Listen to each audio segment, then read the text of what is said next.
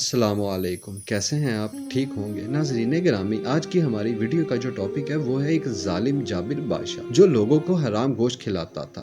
جب اس نے عابد کو حرام گوشت کھانے کے لیے دیا اور ایک سپاہی نے اس حرام گوشت کو حلال گوشت میں بدل دیا، لیکن پھر بھی عابد نے وہ گوشت نہ کھایا۔ اس نے وہ گوشت کیوں نہیں کھایا؟ آئیے اس ویڈیو میں جانتے ہیں۔ میری آپ سے گزارش ہے کہ ویڈیو کو اینڈ تک لازمی دیکھیے گا۔ ناظرین گرامی، ایک روایت میں آتا ہے کہ بنی اسرائیل میں ایک بہت ہی ظالم بادشاہ گزرا ہے جو صرف اپنے شوق کی خاطر اپنی رعایا کو زبردستی خنزیر کا گوشت کھلایا کرتا تھا۔ اس بادشاہ کی سلطنت میں ایک بہت ہی نیک بزرگ بھی رہا کرتے تھے۔ ایک دفعہ شیطان نے اس ظالم بادشاہ کو کہا کہ تم عام لوگوں کو تو زبردستی خنزیر کا گوشت کھلا لیتے ہو، مگر تم نے ابھی تک اس عابد کو نہیں کھلایا۔ چنانچہ بادشاہ نے عابد کو پیش کرنے کا حکم دیا۔ جو سپاہی اس عابد کو لینے گیا تھا وہ اس عابد کو اچھی طرح جانتا تھا۔ اس سپاہی نے عابد سے کہا کہ اگر تم بادشاہ کے پاس جاؤ گے تو وہ تمہیں بھی خنزیر کا گوشت کھلائے گا۔ ایسا کرو، مجھے ایک حلال جانور ذبح کر کے دے دو۔ جب بادشاہ آپ کو خنزیر کا گوشت کھلانے کا حکم دے گا تو میں وہی حلال گوشت آپ کو دوں گا، آپ وہی کھا لینا، اس طرح آپ کی جان بچ جائے گی۔ چنانچہ اس بزرگ نے حلال گوشت کا ایک ٹکڑا اس سپاہی کو دے دیا۔ جب بادشاہ کے دربار میں بزرگ کو پیش کیا گیا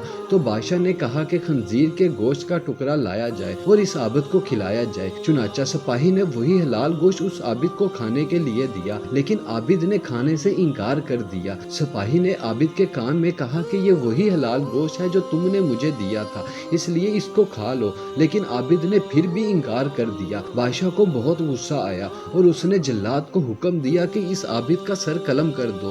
جلاد کے آنے سے پہلے وہ سپاہی اس عابد کے پاس آیا اور کہا کہ آپ نے وہ گوشت کیوں نہیں کھایا، حالانکہ وہ گوشت تو حلال تھا۔ عابد نے کہا کہ بات دراصل یہ ہے کہ اگر آج میں وہ گوشت کھا لیتا تو میرے بعد لوگ فتنے میں مبتلا ہو جاتے اور کہتے کہ جب ایک عابد خنزیر کا گوشت کھا سکتا ہے تو ہم کیوں نہیں، تو اس لیے میں نے اس ڈر کی وجہ سے گوشت نہیں کھایا۔ اب چاہے میری جان جاتی ہے تو جائے، لیکن میں یہ نہیں چاہتا کہ لوگ میری وجہ سے کافر ہو جائیں۔ چنانچہ جلاد آیا اور اس عابد کا سر قلم کر دیا اور اس طرح عابد نے فخر سے جام شہادت نوش کر لیا۔